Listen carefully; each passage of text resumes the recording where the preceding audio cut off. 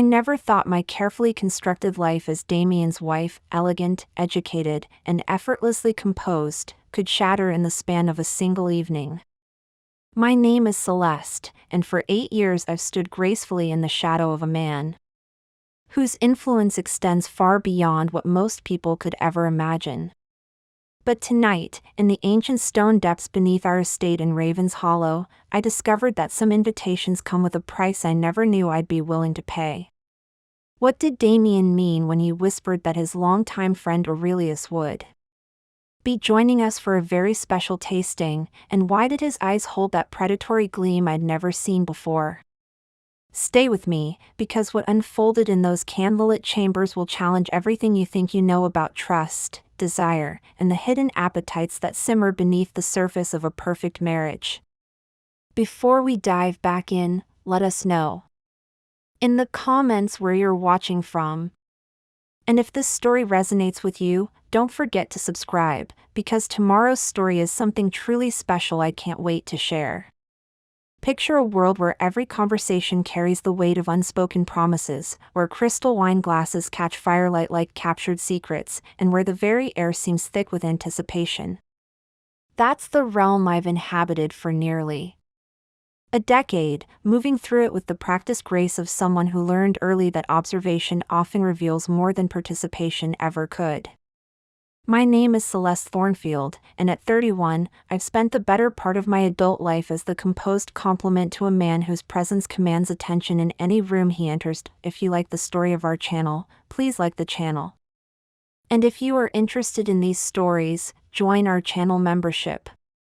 Thank you. Damien Ashworth, my husband of 8 years, is 45 and carries himself with the kind of quiet authority that comes from generations of old money and older secrets. His family's influence in our small but affluent community of Raven's Hollow stretches back over 2 centuries, their wealth built on wine estates, rare book collections, and investments that seem to multiply in the shadows. I've always been proud to stand beside him at charity galas and intimate dinner parties, my dark blonde hair swept into elegant updos, wearing the kind of understated designer pieces that whisper rather than shout their value. Our life together has been a study in sophisticated routine. Morning coffee served on fine china while we read separate sections of international newspapers. Afternoon walks through our vineyard where Damien explains the subtle differences between soil compositions with the passion of a true connoisseur. Evening dinners where conversation flows as smoothly as the vintage wines he selects with such meticulous care. I've never questioned this rhythm, never felt the need to peer too deeply into the spaces where his attention seems to drift when he thinks I'm not watching, but lately, something has shifted in the atmosphere of our perfectly orchestrated existence.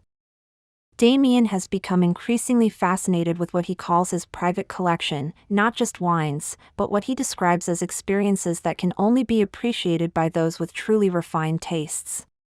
He speaks of Aurelius Montclair, his childhood friend who now lives in the cosmopolitan city of Eldermere, with a reverence that borders on worship.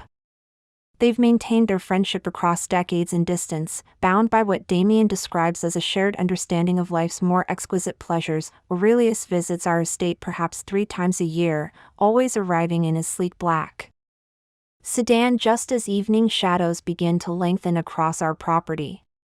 He's a striking man in his early 40s, tall and lean with silver threading through his dark hair and eyes the color of winter storms. There's something about the way he moves through our home, confident yet respectful, familiar yet maintaining an air of mystery that makes me acutely aware of his presence in every room. When he speaks, his voice carries traces of an accent I can never quite place, cultured and smooth like aged brandy. During his visits, the 2 men disappear for hours into Damien's private study or down into the wine cellar that spans the entire foundation of our ancestral home. I've caught fragments of their conversations, discussions about rare vintages, exclusive memberships to clubs I've never heard of, and something they refer to only as the deeper appreciation. When they emerge from these sessions, both men seem energized in a way that ordinary wine tasting could never explain, their eyes bright with shared secrets and their conversation peppered with references I don't quite understand. The wine cellar itself has always been Damien's sanctuary. Carved from natural stone when the house was built in 1847, it maintains a constant temperature that preserves not just wine but seems to hold echoes of every conversation ever whispered within its walls. The space is larger than most people's living rooms, with alcoves that disappear into shadow and a central area where antique furniture creates intimate seating arrangements. Wrought iron chandeliers cast flickering patterns across walls lined with bottles that represent decades of careful curation, each one chosen not just for its vintage but for the story it carries. I've been down there countless times, of course, accompanying Damien when he selects wines for dinner or when he wants to show off particularly prized acquisitions to visitors. But I've always sensed that there are aspects of that space I haven't been invited to explore, corners where the shadows seem deeper and the silence more profound. Sometimes, late at night, I hear sounds drifting up through the old stone, not quite voices, but something that makes me pause at the top of the cellar stairs, my hand hesitating on the heavy wooden door. Tonight feels different from the moment Aurelius's car pulled into our circular drive. The usual warm greetings were replaced by meaningful glances and lowered voices. Damien's energy has an electric quality I've rarely seen, and Aurelius moves through our home with the confidence of someone who knows exactly what the evening holds. They've been in the study for over an hour now, their conversation occasionally rising to audible levels before dropping back to whispers that seem to carry weight far beyond their words. As I sit in our living room, pretending to read while actually straining to catch fragments of their discussion, I find myself studying my reflection in the darkened windows. My emerald green dress, Damien's choice for tonight, seems more vibrant than usual, and there's a flush in my cheeks that speaks to an anticipation I don't fully understand. Something is building toward a crescendo, and for the first time in our marriage, I have the unsettling feeling that I'm not just a witness to Damien's world, but somehow central to whatever is about to unfold. The grandfather clock in the hallway chimes 9 times, its deep resonance seeming to signal something more significant than just the passing of another hour. In the study, voices have fallen silent, and I can hear the soft sound of footsteps moving toward the door. My heart begins to beat faster, though I couldn't explain why I've pressed to do so. All I know is that when Damien appears in the doorway, with that particular smile playing at the corners of his mouth, the one that suggests he's about to reveal a surprise I never saw coming, my carefully controlled world is about to change in ways I can't yet imagine. "Celeste, darling," he says, his voice carrying undertones I've never heard before, "would you join Aurelius and me for a very special tasting tonight? It took a lot of care and time to prepare and narrate this for you, so if you're enjoying it, a quick subscribe really helps and means the world to us. All right, let's get back to it.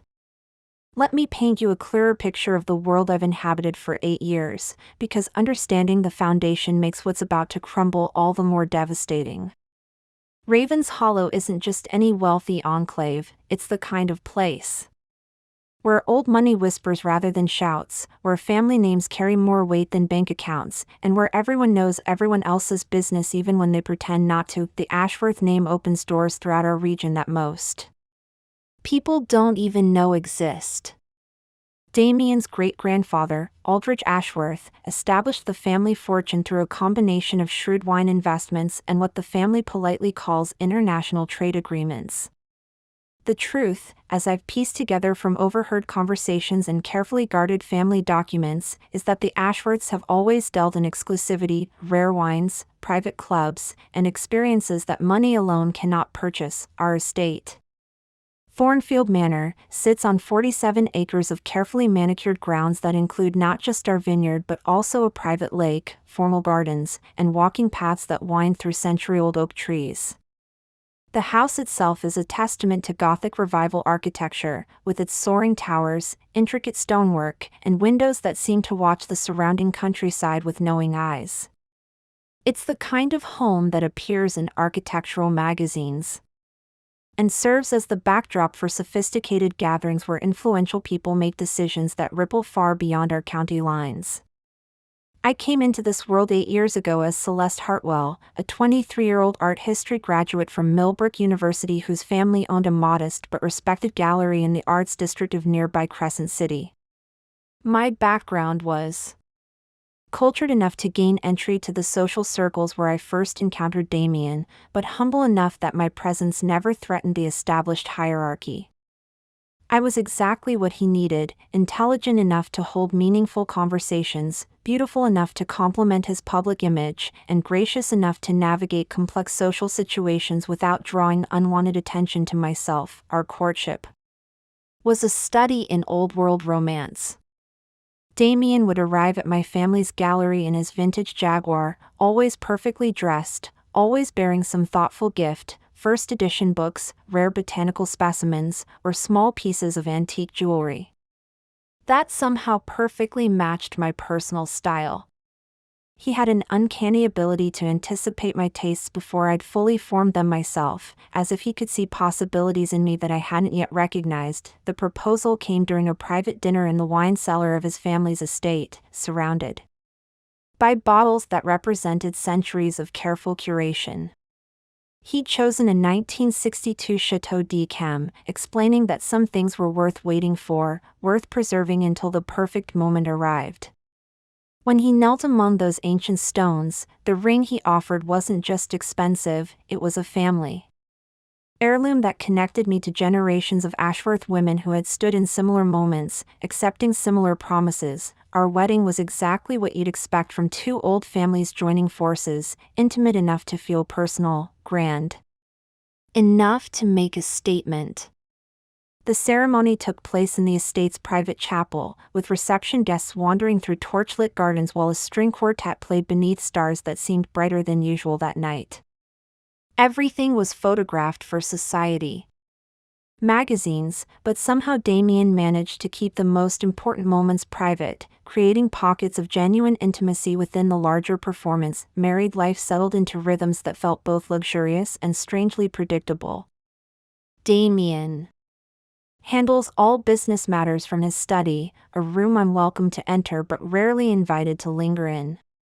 His work involves what he describes as legacy management, overseeing family investments, maintaining relationships with important contacts, and ensuring that Ashworth influence continues to grow across generations. He travels frequently, sometimes to major cities like Eldermere or Kensington Falls, other times to places he describes only as private estates where like-minded individuals gather to discuss matters of mutual interest. I found my own purpose in managing the cultural aspects of our life. I organize the dinner parties that bring together local artists, politicians, and business leaders. I coordinate charitable events that benefit causes close to our community's heart. I maintain relationships with gallery owners, museum curators, and private collectors who see our estate as a destination worthy of their rarest treasures. It's fulfilling work that allows me to use my education and natural social skills while supporting Damien's broader objectives, but it's Aurelius who represents the most fascinating aspect of Damien's world, the one element I've never quite been able to categorize or understand. Their friendship began at Whitmore Academy, one of those exclusive boarding schools where the children of very important families learn how to become very important adults. According to family stories, they were inseparable from their first week.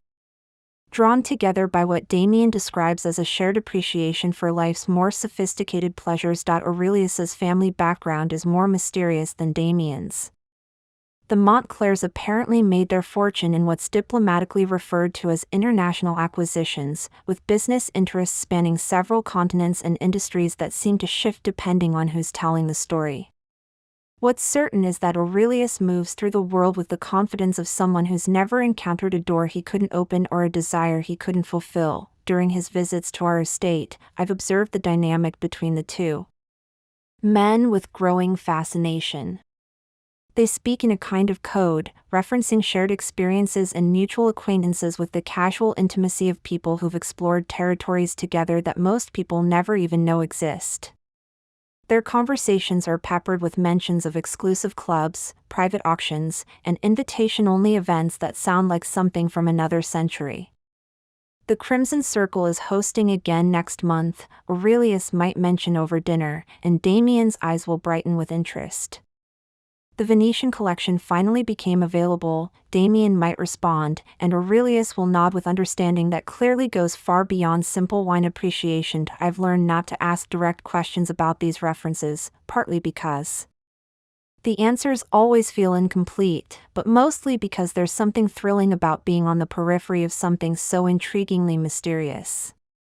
Instead, I've become an expert at reading subtle signals, at understanding when their conversations are approaching topics that require more privacy than the dining room provides. The wine cellar serves as their sanctuary during these discussions.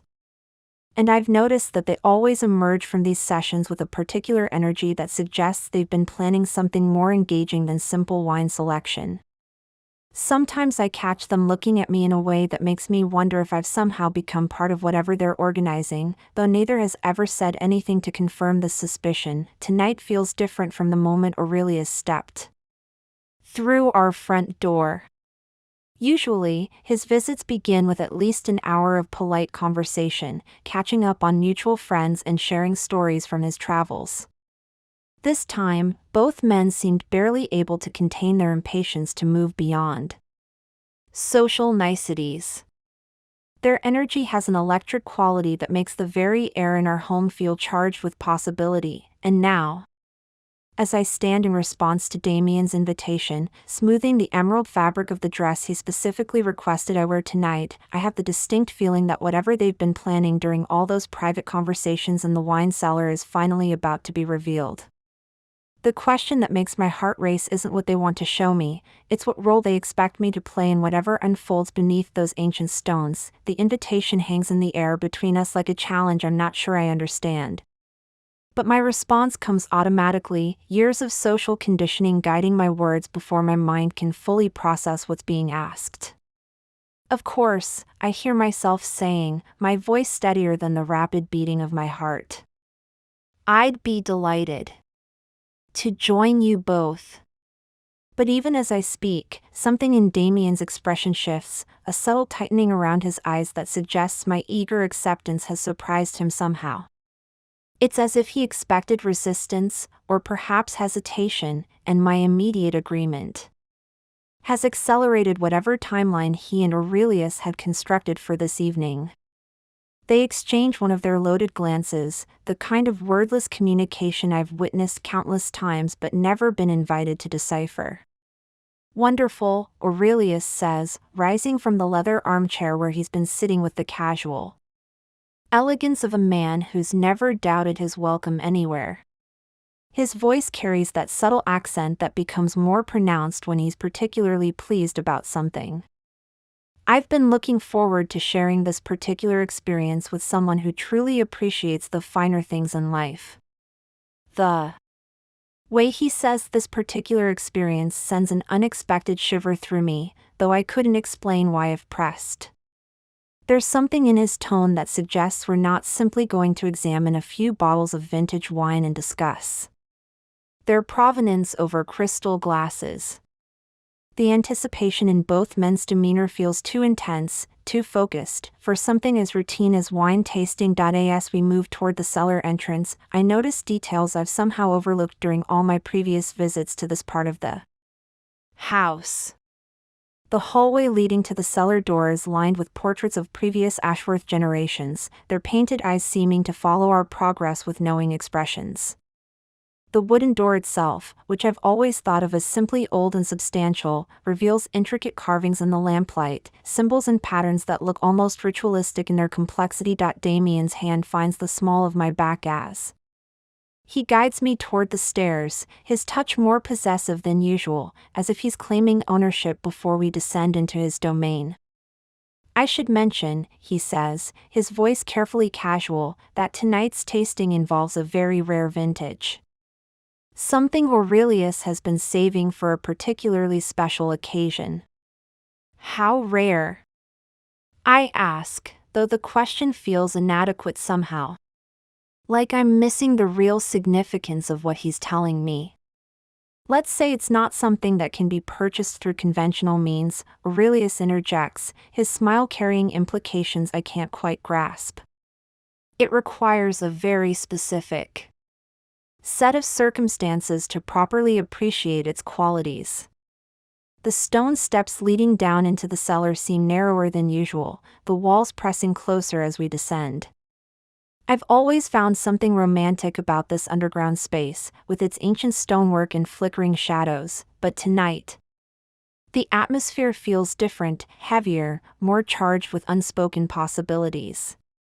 The air grows cooler with each step, carrying the familiar sense of aged wood and fermented grapes, but underneath there's something else, something that makes me more aware of my own breathing. When we reach the bottom, I'm struck by how different the cellar looks tonight. The usual casual arrangement of furniture has been adjusted, creating a more formal setting that suggests careful preparation. The central seating area, normally arranged for comfortable conversation, has been repositioned to focus attention on a single, high-backed chair that wasn't there during my last visit.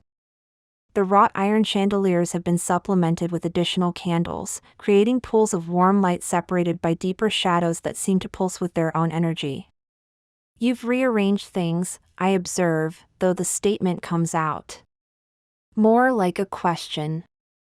We wanted to create the proper atmosphere, Damien explains, his hands still resting on my back, guiding me toward the center of the space. Certain wines require certain settings to be fully appreciated. The environment needs to complement the experience. But as I look around the transformed cellar, I realize the changes go beyond simple furniture rearrangement. There are additional bottles arranged on surfaces throughout the space, but not the kind of casual display I'm used to seeing during normal wine tastings. These are positioned with deliberate precision, as if they're not just beverages but props in some larger performance I haven't been told about yet. Aurelius moves through the space with the confidence of someone intimately familiar with the layout, despite being a visitor. He knows exactly where to find the specific glasses he wants, exactly which bottles to examine first. His comfort level down here suggests that he and Damien have spent considerable time planning tonight's activities, mapping out every detail to ensure the evening unfolds according to their shared vision. Celeste, Damien says, his voice taking on a more formal tone, I want you to understand that what we're sharing with you tonight represents a level of trust that very few people ever experience. The wine Aurelius has brought isn't just rare, it's part of a tradition that dates back generations, something that connects people who understand the deeper pleasures of life. The seriousness in his voice makes me straighten slightly, though. I'm still not entirely sure what kind of commitment I'm being asked to make. I appreciate being included, I respond carefully, sensing that my words carry more weight than they would during ordinary conversation. The thing about truly exceptional experiences, Aurelius adds, moving closer, is that they require genuine appreciation. Not everyone is capable of understanding what makes something truly special. But Damien has assured me that you possess the kind of refined sensibilities that allow for proper appreciation. There's something in the way he says proper appreciation that makes my pulse quicken, though I couldn't articulate why. The phrase seems to carry layers of meaning I haven't been given the key to unlock yet. Both men are watching me with an intensity that feels almost predatory, though not in a way that frightens me, more like they're gauging my readiness for something they've already decided I'm going to experience. I've always tried to approach new experiences with an open mind, I say, though even as the words leave my mouth, I wonder if they constitute some kind of agreement I don't fully understand yet. That's exactly what tonight requires, Damien responds, satisfaction evident in his voice.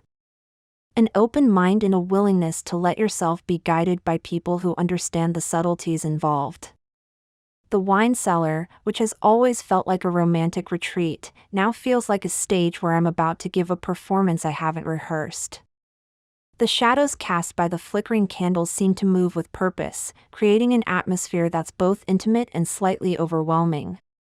Every surface gleams in the warm light: the polished wood of the furniture, the glass faces of the wine bottles, the smooth stone of the walls that have witnessed countless private conversations over the decades. As I stand between these two men in this carefully prepared space, I have the distinct sensation that I'm standing at the edge of something that will fundamentally change how I understand my place in Damien's world. The evening has moved beyond simple wine tasting into territory I don't have maps for, guided by men who clearly know exactly where we're heading even if they haven't shared that destination with me yet. So, I say, my voice carrying a mixture of curiosity and anticipation I can't quite suppress, shall we begin this special tasting? The smiles that cross both their faces in response to my question make me realize that we already have. The first thing Aurelius does is retrieve a bottle from a leather case I hadn't noticed him carrying earlier, cradling it with the kind of reverence usually reserved for religious artifacts.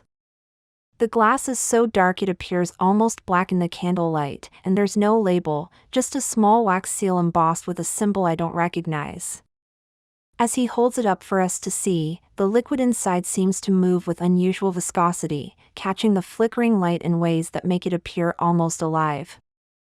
This, he says, his voice dropping to barely above a whisper, is from a private reserve that most people will never even know exists.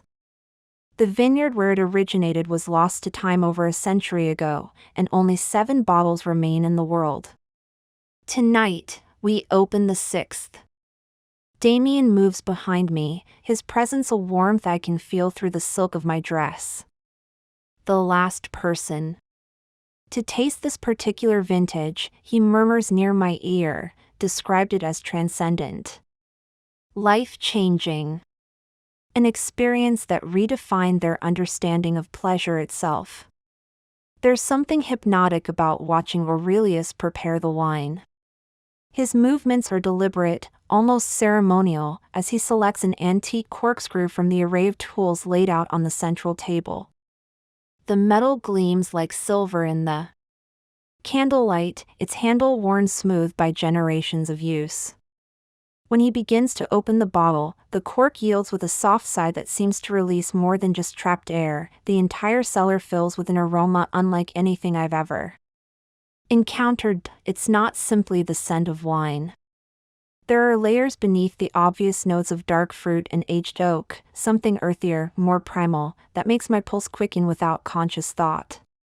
The fragrance seems to wrap around me like silk, making me acutely aware of my own breathing, my own heartbeat, the way the emerald fabric of my dress feels against my skin.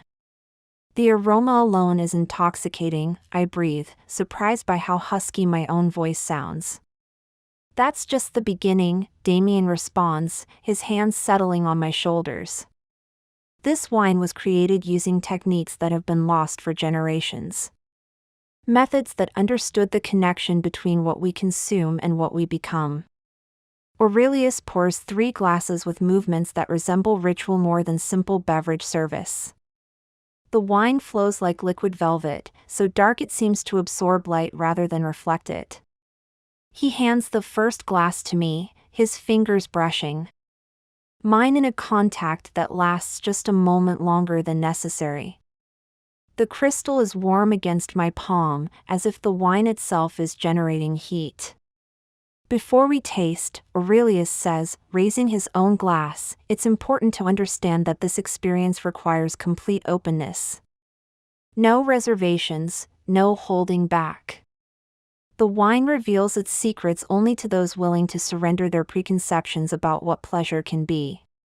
Damien's glass joins ours in a triangle of dark crystal.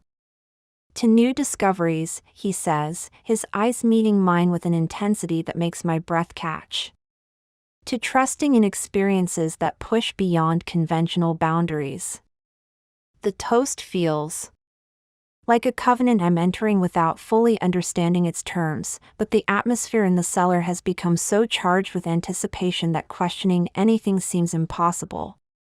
We drink simultaneously, and the moment the wine touches my lips, I understand why this vintage is spoken of in such reverent terms. The liquid slides across my tongue like liquid silk, releasing flavors that seem to unlock sensations I didn't know were possible. There's the expected richness of aged wine, but beneath that are notes that affect me on a deeper level, something that awakens nerve endings and makes me hyper-aware of every sensation coursing through my body. The warmth spreads from my mouth down my throat, radiating outward until I can feel it in my fingertips, behind my eyes, in places that wine shouldn't be able to reach.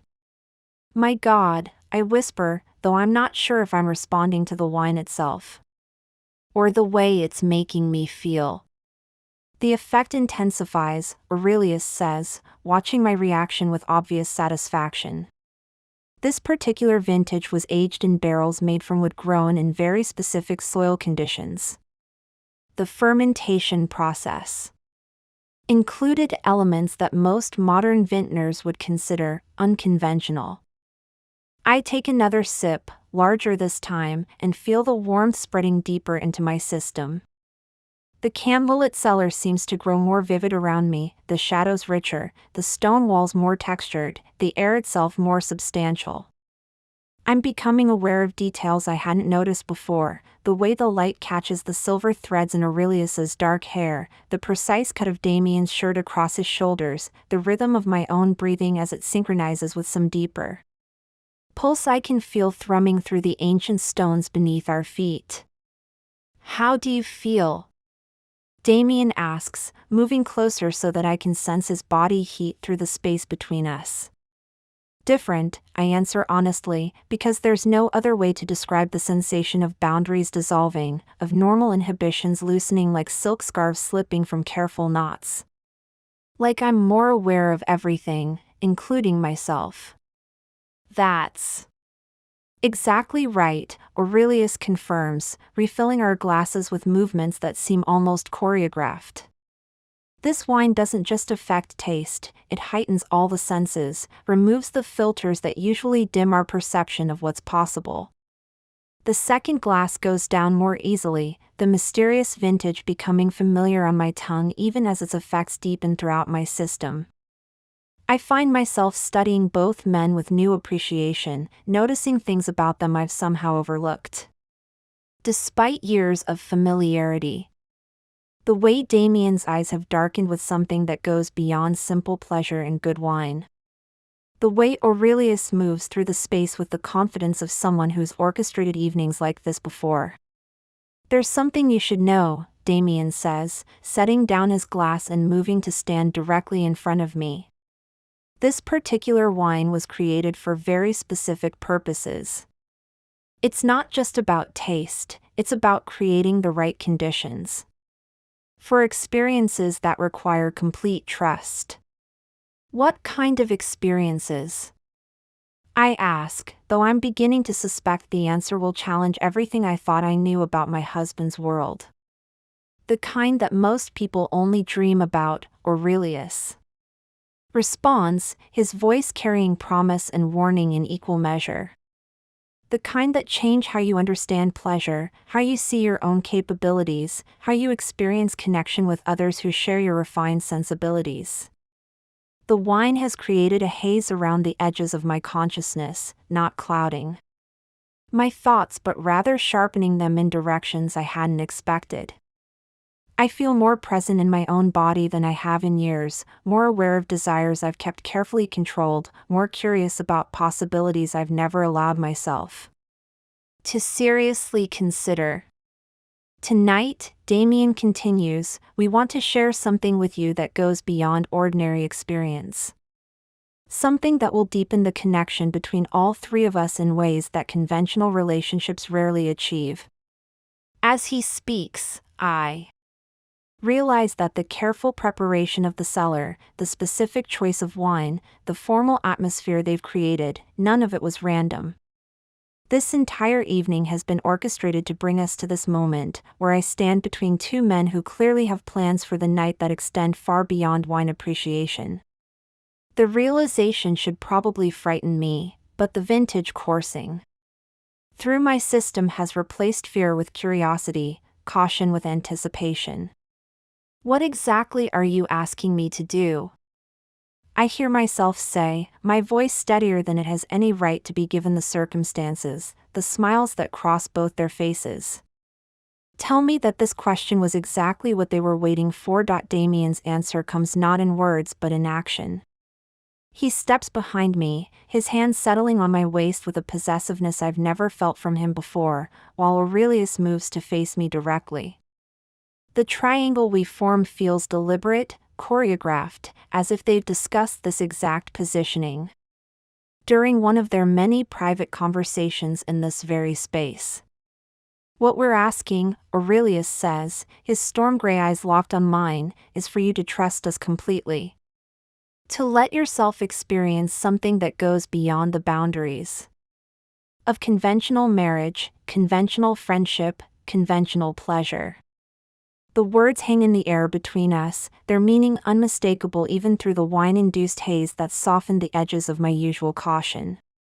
My heart begins to pound in a rhythm that has nothing to do with alcohol and everything to do with the sudden understanding of what this carefully orchestrated evening has been leading toward. You mean both of you, I say, the statement emerging more steady than I feel. At the same time. We mean connection, Damien corrects from behind me, his breath warm against my ear. The kind of intimate understanding that most people never achieve because they're too constrained by arbitrary rules about what pleasure should look like.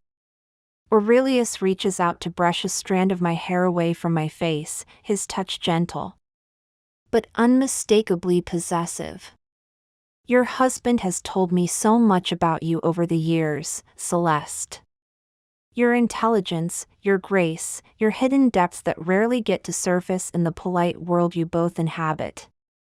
Tonight is about allowing those depths to emerge. The shock of realization crashes over me in waves. This isn't a spontaneous moment of passion or a wine-fueled mistake. This is something they've planned, discussed, perhaps fantasized about for longer than I want to calculate.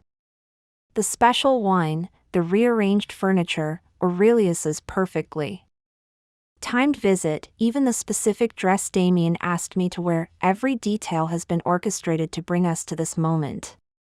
How long have you been planning this? I ask, my voice barely above a whisper. Does it matter? Damien responds, his hands moving to rest on my shoulders. What matters is that we're here now, and you have a choice to make. You can retreat to the safety of what you've always known, or you can discover what lies beyond those carefully maintained boundaries. The wine has created a strange bubble around us, muffling the outside world and intensifying everything within the circle of our shared space. I can hear my own heartbeat, feel the warmth radiating from both men, sense the weight of their expectation pressing against me like a physical force. The logical part of my mind is screaming warnings about marriage vows and social conventions, and the impossibility of coming back from whatever threshold we're approaching, but there's another part of me, awakened by the mysterious vintage and years of unacknowledged curiosity about the hidden aspects of Damien's world, that's responding to the proposition with an excitement I didn't know I was capable of feeling. This is why you brought that particular wine, I realize aloud. To make this easier. To make this possible, Aurelius corrects. The wine doesn't create desires that don't already exist, it simply removes the barriers that prevent us from acknowledging what we really want. He's close enough now that I can see the flecks of silver in his gray eyes, can smell the subtle cologne that mingles with his natural scent and the lingering aroma of the wine on his breath. Behind me, Damien's presence is solid and reassuring, but also predatory in a way I've never experienced from him before. I'm caught between them like prey that's just beginning to understand it's been hunted. And what do I want? I ask, though. I'm afraid I already know the answer. You want to feel desired, Damien says, his lips brushing against my ear as he speaks. Really desired, by men who appreciate not just your beauty but your complexity, your intelligence, your capacity for experiences that go beyond what most people ever dare to explore. You want to discover who you really are when all the rules disappear, Aurelius adds, stepping closer so that I can feel the heat from his body. When you're free to respond to your deepest impulses without worrying about what society expects from the perfect wife. Their words hit me like physical touches, awakening responses in places I didn't realize were connected to desire. The wine has made everything more intense, the candlelight seems brighter, the air seems thicker, my own skin seems more sensitive to every sensation. When Aurelius reaches out to trace the line of my jaw with one finger, the contact sends electricity through my entire nervous system. This is insane, I breathe, but even as I say it, I'm leaning into his touch rather than pulling away. This is honest, Damien counters. For the first time in our marriage, we're being completely honest about what we want, what we're capable of, what we're willing to explore together. The word together resonates through me like a bell. Not Damien and me together, but all three of us, connected in ways that will fundamentally alter every relationship dynamic I've understood for the past 8 years. The magnitude of what they're proposing should terrify me, but the wine and the atmosphere and the sheer intensity of their focused attention have combined to create a state where terror and excitement have become indistinguishable. I need to understand something, I say, my voice stronger now. Is this about you sharing me? Or is this about all of us sharing something together? The distinction matters more than I can fully articulate, but I sense it's crucial to whatever decision I'm about to make. The latter, Aurelius answers immediately. This isn't about possession or ownership. It's about creating an experience that none of us could achieve alone, something that requires the specific combination of our individual desires and capabilities. It's about trust, Damien adds, his hands moving to rest on my arms. The kind of complete trust that allows people to explore territories they've never mapped before, knowing that everyone involved is committed to making the journey extraordinary. I close my eyes for a moment, trying to process not just their words but the way my body is responding to their proximity, their voices, the promise implicit in everything they're offering. When I open them again, both men are watching me with expressions that combine patience and hunger in equal measure. If I say yes, I begin, then stop, realizing I don't even know how to frame the question. If you say yes, Aurelius completes. The thought, everything changes. But it changes towards something richer, more complex, more honest about what human connection can really be when people stop limiting themselves to conventional expectations. The choice hangs in the air between us, crystalline and irreversible.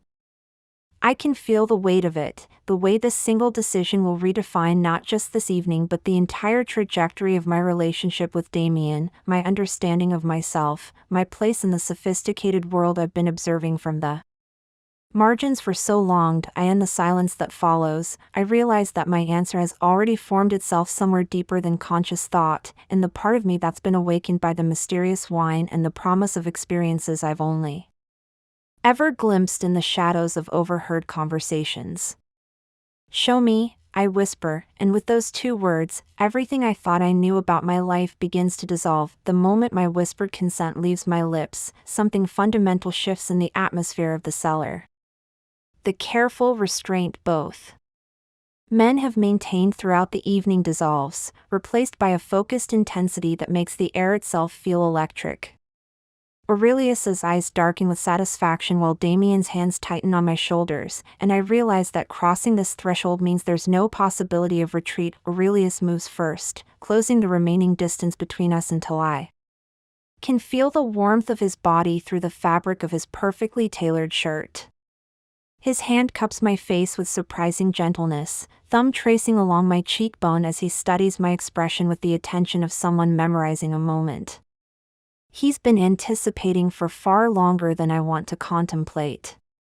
"You're trembling," he observes, his voice carrying notes of both concern and arousal. "I've never done anything like this before," I admit, my honesty surprising even myself.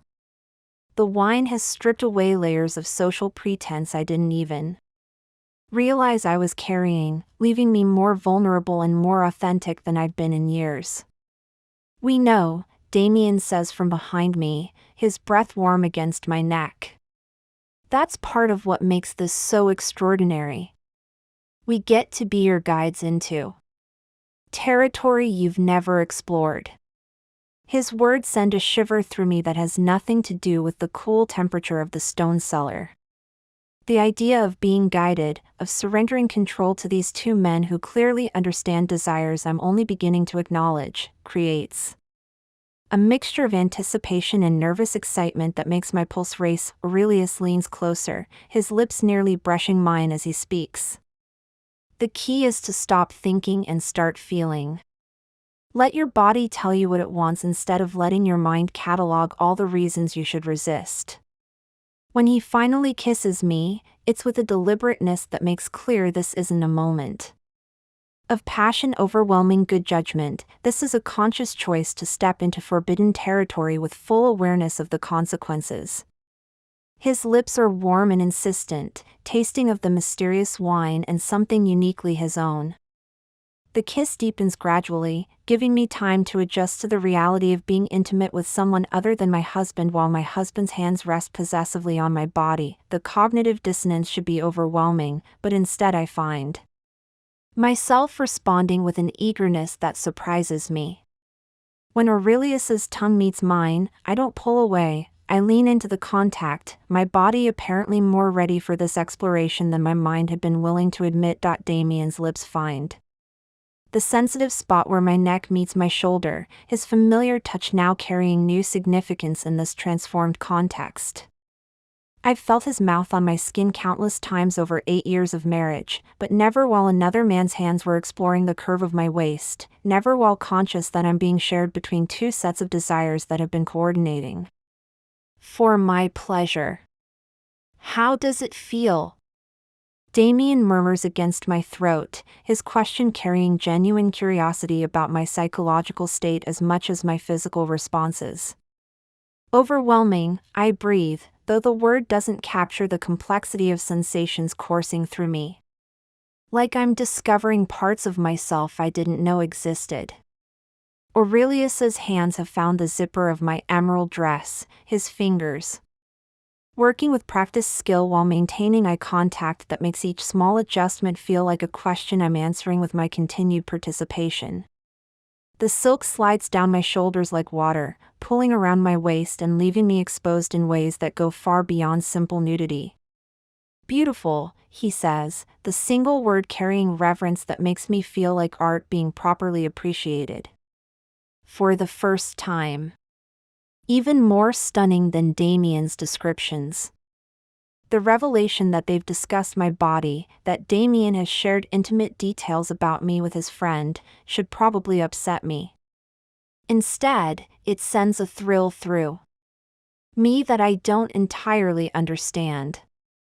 The idea that I've been the subject of their private conversations, that they've been imagining this moment during all those mysterious sessions in the wine cellar, adds layers of premeditation that make everything feel more intense. Damien's hands move to the remaining fabric of my dress, helping it fall completely away until I'm standing between them in nothing but the delicate lingerie he specifically requested I wear tonight. The matching emerald silk and lace suddenly reveals itself as part of the evening's careful orchestration, chosen not just for its beauty but for how it would look when removed in this exact setting. "You planned everything," I realize aloud. the scope of their preparation becoming clearer as each detail falls into place. We planned the framework, Aurelius corrects, his hands tracing patterns on my skin that make it difficult to focus on conversation. What happens within that framework depends entirely on your responses, your desires, what you discover you want as we explore together.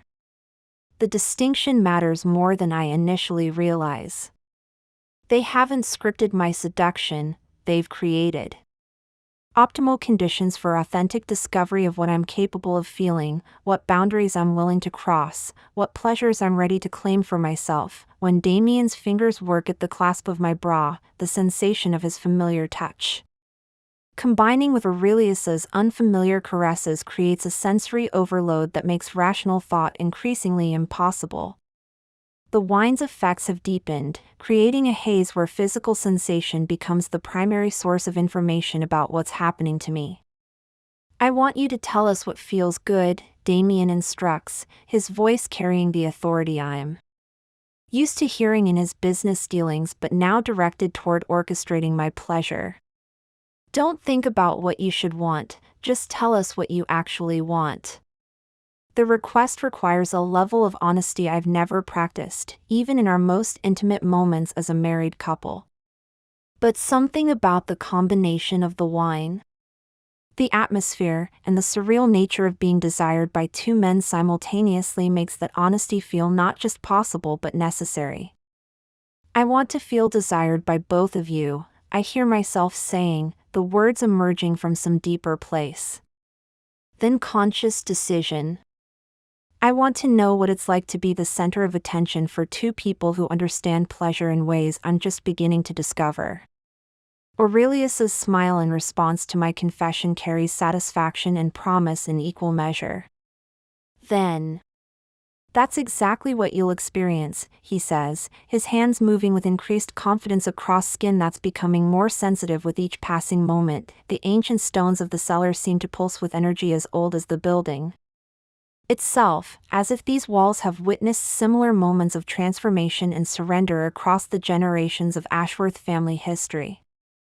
The candles cast dancing shadows that make our movements appear larger than life, creating the sense that we're participating in something ritualistic and significant rather than simply exploring physical pleasure. When both men focus their attention on me simultaneously, Damien's mouth finding mine while Aurelius explores the sensitive skin of my throat and collarbone, the combined sensation overwhelms every defense mechanism I've ever developed. My body responds with an intensity that makes clear how much I've been holding back during years of conventional intimacy, how much capacity for pleasure I've been denying myself through adherence to expectations about what married women should want. This is just the beginning, Damien whispers against my lips, his promise carrying implications that make my heart race with anticipation and nervousness. We have all night to discover exactly what you're capable of experiencing. As their hands continue their exploration of my increasingly responsive body, I realize that whatever I thought I knew about desire, about pleasure, about the limits of what I could feel or want, is about to be completely redefined by what unfolds. In this candlelit space beneath our ancestral home, time becomes fluid in the hours that follow, marked not by clock hands but by the gradual shift from exploration to satiation, from nervous anticipation to profound exhaustion.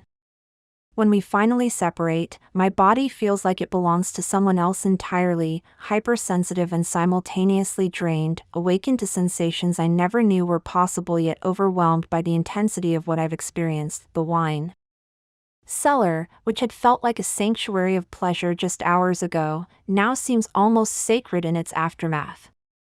The candles have burned lower, casting longer shadows across stone walls that feel like they've absorbed our secrets and will hold them forever within their ancient depths. I find myself wrapped in Damien's shirt, the familiar scent of his cologne. Now carrying entirely new associations with the evening's revelations, Aurelius moves through the space with the casual grace of someone completely comfortable in his own skin, apparently unaffected by the magnitude of what we've shared. He's already dressed, his dark hair only slightly mussed, looking like he could walk into any social gathering without revealing what transpired in these underground chambers. Only his eyes betray the satisfaction of someone who has achieved Exactly what he set out to accomplish. How do you feel? Damien asks, settling beside me on the antique sofa where we've arranged ourselves in the aftermath. His arm wraps around my shoulders with familiar possessiveness, but there's something different in his touch now, a deeper claiming that speaks to shared experience rather than simple ownership. Changed, I answer honestly, because there's no other word that captures the fundamental shift I can feel in every cell of my body. Like I've crossed a line I can never uncross, discovered capabilities I didn't know I had. The truth is more complex than that simple admission. I feel simultaneously empowered and vulnerable, satisfied and somehow hungry for more, proud of my boldness and shocked by my own capacity for abandoning every principle I thought defined me. The woman who descended into the cellar hours ago feels like a stranger now, someone whose limitations I've transcended in ways that both thrill and terrify me. Aurelius approaches with 3 fresh glasses and a different bottle, something lighter and more conventional than the mysterious vintage that initiated our journey.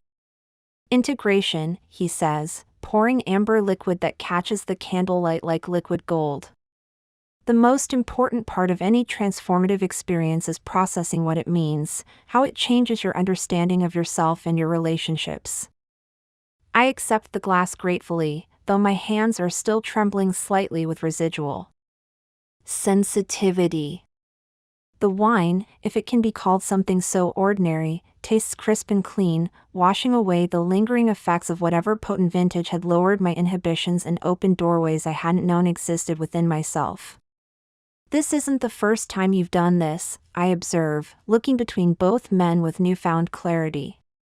This evening, this entire scenario, you've orchestrated similar experiences before. Not similar, Damien corrects, his fingers tracing patterns on my bare shoulder. This was specifically for you, designed around your particular psychology, your specific desires and resistances. But yes, Aurelius and I have explored these territories together in other contexts, with other people who were ready for this kind of expansion. The revelation should probably disturb me, but instead it creates a strange sense of relief. I'm not the first person they've guided through this kind of transformation, which means they understood what they were doing, knew how to create safe passage through experiences that could have been devastating in less experienced hands. The Crimson Circle, I say, remembering fragments of overheard conversations. That's what this is about, isn't it? These gatherings you've mentioned, these exclusive events, they're all connected to this kind of exploration. Aurelius nods, settling into the chair opposite us with his own glass. The circle brings together people who understand that pleasure has depths most individuals never explore, that intimacy can transcend conventional boundaries when approached with proper respect and preparation. Tonight was, in many ways, your audition. Audition for what? The question emerges automatically, though I suspect I already know the answer. For a world that exists parallel to the one you've been living in, Damien explains.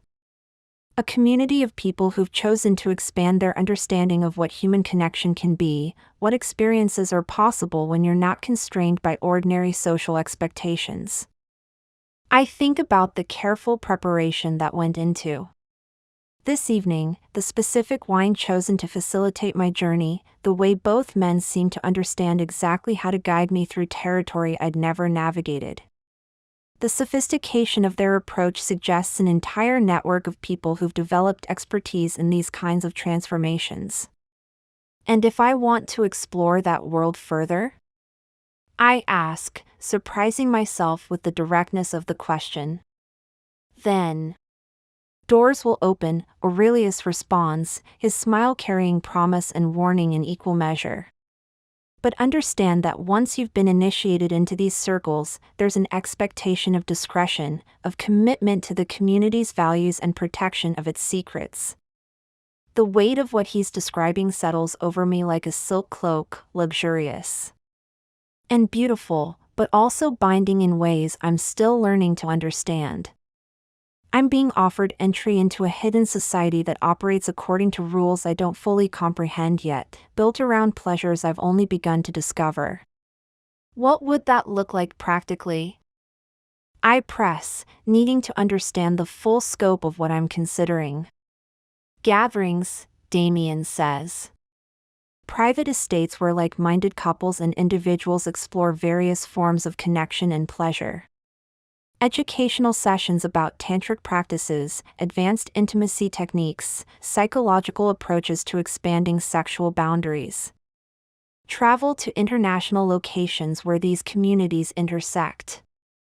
Always with complete confidentiality, Aurelius adds. Always with extensive preparation and aftercare to ensure everyone processes their experiences in healthy ways. Always. With respect for each person's limits and evolution. I lean back against Damien's solid warmth, trying to process not just what they're offering but what it would mean for my life, my marriage, my understanding of who I am. The wine cellar around us feels like a cocoon protecting this moment of decision, these ancient stones holding space for a choice that will define the trajectory of my future. I need time to think, I say finally, though part of me already knows what my answer will be. Of course, Damien agrees, his lips brushing against my temple. But remember that thinking isn't the only way to know what you want. Sometimes the body understands truths the mind isn't ready to accept. As if summoned by his words, I become aware again of the lingering sensations throughout my system, the heightened sensitivity, the satisfied exhaustion, the way my body seems to be humming. With contentment despite the complexity of my emotional state. Every physical response tells me that whatever happened in this cellar was exactly what some deep part of me had been craving without conscious awareness. The candles continue their slow burn, marking time that feels both eternal and fleeting. In a few hours, dawn will break over Raven's Hollow, and I'll need to return to the surface world where my transformation won't be visible to anyone who wasn't present to witness it. But down here, in this space that now feels permanently marked by what we've shared, I can feel new possibilities taking root like seeds planted in fertile darkness. Whatever you decide, Aurelius says, reading something in my expression that I haven't fully articulated yet, tonight has already changed everything. You can never pretend you don't know what you're capable of experiencing, what desires exist within you, what connections are possible when you're brave enough to reach for them. His words carry the finality of prophecy, and I realize he's absolutely right. Whether I choose to explore the world they've revealed or retreat to the safety of my previous existence, I'll do so with full knowledge of roads not taken, pleasures unexplored, aspects of myself that will always whisper about what might have been possible if I'd been courageous enough to say yes to the unknown. The silence that follows Aurelius's word stretches between us like a bridge I'm being invited to cross, and in that suspended moment, I feel something crystallize within me that goes beyond rational decision-making. It's not the wine talking anymore, those effects have faded, leaving behind a clarity that's almost startling in its intensity. What remains is purely my own truth, undiluted by substances or social conditioning or fear of consequences I can't control. I don't need time to think, I hear myself saying, my voice steadier than it's been all evening. I need to stop pretending that what just happened was an anomaly rather than a revelation. Both men go still, their attention focusing on me with laser precision. Damien's arm tightens slightly around my shoulders, while Aurelius leans forward. In his chair, his gray eyes sharpening with interest and something that might be respect.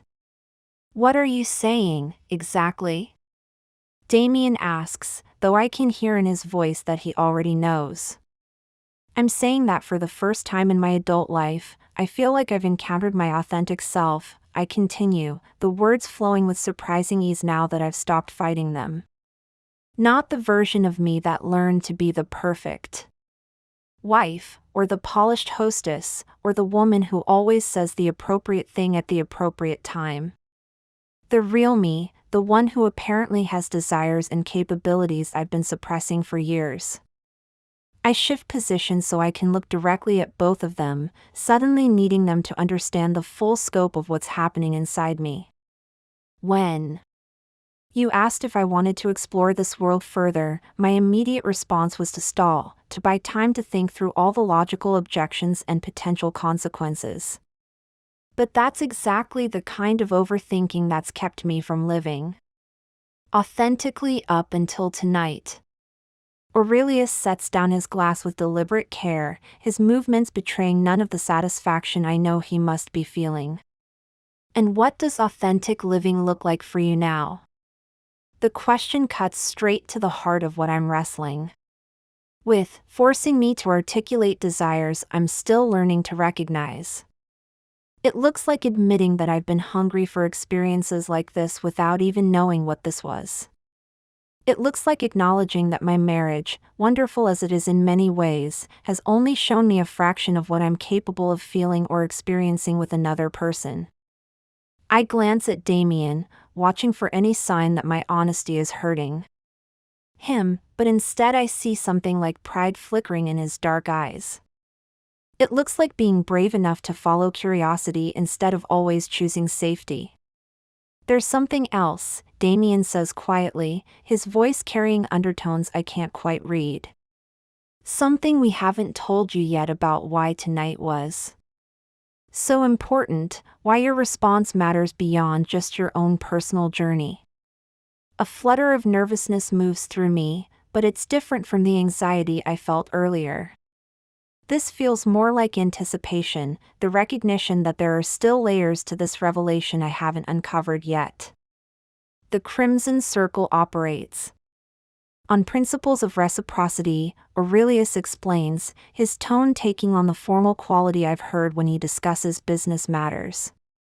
Members don't just receive experiences, they contribute to creating them for others. If you choose to join us, part of your role would involve helping to guide other newcomers through their own initiations. The implication hits me like a physical sensation, sending warmth through places in my body that are still sensitized from the evening's activities. The idea of being not just a participant but an architect of someone else's transformation, of using what I've learned about myself tonight to help another person discover their own hidden capacities, it's intoxicating in ways I didn't expect. You're saying I would help orchestrate evenings like this for other people? I ask, needing to understand the full scope of what they're describing. Eventually, Damien confirms. After you've had time to integrate tonight's experience, to explore more of your own boundaries and desires, to understand the psychology of transformation that makes these encounters meaningful rather than merely physical. Think of it as advanced education in human sexuality and connection, Aurelius adds. You'd learn techniques that most people never encounter, develop skills for reading and responding to others' unspoken needs, become fluent in creating safe containers for people to explore aspects of themselves they've never been able to access. The scope of what they're offering expands in my mind like ink spreading through water. This isn't just about occasional adventures or exotic experiences, it's about becoming part of a community that's dedicated to pushing the boundaries of what human intimacy can encompass. It's about developing expertise in territories that most people spend their entire lives avoiding. There would be training, Damien continues, his hand moving to rest on my thigh with casual possessiveness. Workshops on tantric practices, psychological techniques for helping people move through resistance, practical skills for creating the kind of atmospheric magic that made tonight possible for you. Travel to international gatherings where you'd meet others who've dedicated themselves to this path, Aurelius adds. Private estates in Tuscany where Italian members host month-long intensives. Chateau properties in the French countryside where weekend retreats focus on specific aspects of advanced intimacy. Urban gatherings in cities like Prague or Amsterdam where the most sophisticated practitioners share their knowledge. As they describe this hidden world, I find myself imagining not just participating in such events but helping to create them. The woman who descended into the cellar tonight was curious but passive, guided through experiences designed by others. The woman I'm becoming could be someone who designs those experiences, who understands enough about human psychology and desire to help others navigate their own transformations. What would this mean for our marriage? I asked Damien directly, needing to understand how our relationship would evolve within this new framework. It would mean our marriage becomes deeper and more honest than most people ever achieve, he responds, without hesitation. Instead of pretending we don't have desires beyond each other, we'd be creating space for those desires while maintaining our primary bond. Instead of growing stagnant over decades, we'd be constantly discovering new aspects of ourselves and each other. It would mean you'd have access to experiences and connections that would keep you growing as a person indefinitely, Aurelius adds. Most marriages calcify over time because people run out of new territories to explore together. This ensures that never happens. I lean back against the sofa cushions, feeling the ancient stones of the cellar around us like protective walls that have sheltered countless conversations about desire and transformation. The weight of the decision I'm making settles over me, but it doesn't feel heavy. It feels like finally accepting gravity after floating in space for years. I want to learn, I say simply, the words emerging from somewhere deeper than conscious thought. I want to understand how to create experiences like this for other people. I want to become someone who can guide others through the kind of transformation I've experienced tonight. The smiles that cross both men's faces carry satisfaction and something that looks like genuine affection. Not just desire or conquest, but appreciation for someone who's proven capable of growth beyond what they might have hoped for. Then we begin your real education, Aurelius says, raising his glass in a toast that feels like the beginning of everything rather than the end of an evening. As we drink to whatever comes next, I realize that accepting their invitation means accepting responsibility for my own continued evolution, for pushing my own boundaries indefinitely, for becoming someone who can hold space for others to discover their own hidden depths. It's thrilling and terrifying and absolutely right in ways I couldn't have imagined when I first ascended these stairs hours ago. 3 weeks later, I stand in the morning light streaming through the tall windows of our bedroom, watching Damien select a tie for today's business meetings, and I'm struck by how completely ordinary this moment appears despite the seismic shifts that have occurred in every aspect of my existence. To any observer, we would look exactly like the sophisticated married couple we've always been, him preparing for another day of managing Ashworth family interests, me planning the cultural events that maintain our social position in Ravens Hollow. But beneath the surface of this familiar routine, everything has changed in ways that both thrill and challenge me daily. The woman who descended into that wine cellar 3 weeks ago was curious but constrained, living within boundaries she'd never consciously chosen to examine. The woman I've become moves through the world with a different kind of awareness, conscious of desires and capabilities that color every interaction, every decision, every moment of my carefully orchestrated life. The transformation hasn't been without complications. Some mornings I wake up disoriented, as if I'm inhabiting someone else's body, someone whose capacity for pleasure and connection extends far beyond what I'd previously imagined possible. Other days, I catch myself moving through social situations with a secret knowledge that feels like carrying fire in my chest, dangerous and exhilarating and impossible to ignore. Yesterday, I hosted a charity luncheon for the Ravens Hollow Arts Foundation, the same kind of event I've organized dozens of times over the years. But this time, as I moved through conversations with local philanthropists and gallery owners, I found myself studying people with new eyes. Which of these perfectly respectable community leaders might harbor desires they've never acknowledged? Which marriages might benefit from the kind of honest exploration Damien and I have embarked upon? Which individuals might be ready for initiation into territories they don't even know exist. The thoughts aren't intrusive or inappropriate, they're simply evidence of how my understanding of human nature has expanded. I see possibilities now where I once saw only surfaces, recognize the signs of people who might be ready for deeper experiences if they were approached with the right combination of discretion and invitation. Aurelius has become a regular presence in our lives, no longer just the mysterious friend who visits occasionally but a partner in what Damien calls our advanced education. Last week, he brought documents from the Crimson Circle's European contacts, invitations to gatherings in chateaux near Bordeaux, private estates in the Swiss Alps, and urban salons in Berlin where the most sophisticated practitioners share techniques I'm only beginning to understand. The Montrose gathering is particularly significant, he explained over dinner in our formal dining room, the same space where we've entertained countless guests without ever discussing anything more provocative than wine pairings or local politics. It's where new members are formally introduced to the Circle's international network. You'd meet couples who've been exploring these territories for decades, learn from people who've developed expertise in areas you haven't encountered yet. The casual way he discussed these exotic possibilities while we ate from China that's been in Damien's family for generations perfectly captures how seamlessly this new reality has integrated with our existing life. We're still the Ashworths of Thornfield Manor, still respected members of Ravensshallow's social hierarchy, still the elegant couple photographed at cultural events and charity galas. But now we're also something else entirely, initiates in a world that operates according to different rules, guided by different values, oriented toward possibilities that most people never imagined. My training has begun in earnest, though it looks nothing like what I initially expected.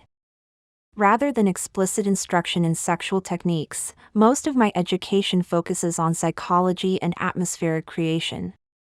I'm learning to read micro-expressions that reveal someone's readiness for new experiences, to craft conversations that allow people to reveal desires they've kept hidden, to design environments that make transformation feel safe rather than threatening.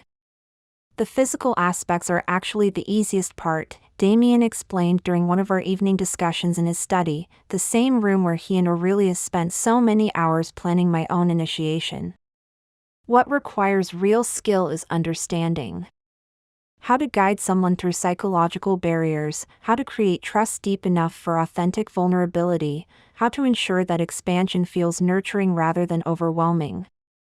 I've discovered I have natural talent for this kind of nuanced reading of human nature. Perhaps all those years of observing social dynamics from the edges of conversation, of being the diplomatic wife who smoothed over difficult moments at dinner parties, were actually preparation for understanding how to help people navigate much more complex territories. The first person I'm scheduled to assist with will be Evangeline Blackthorne, the wife of a textile manufacturing magnate from neighboring Millbrook County.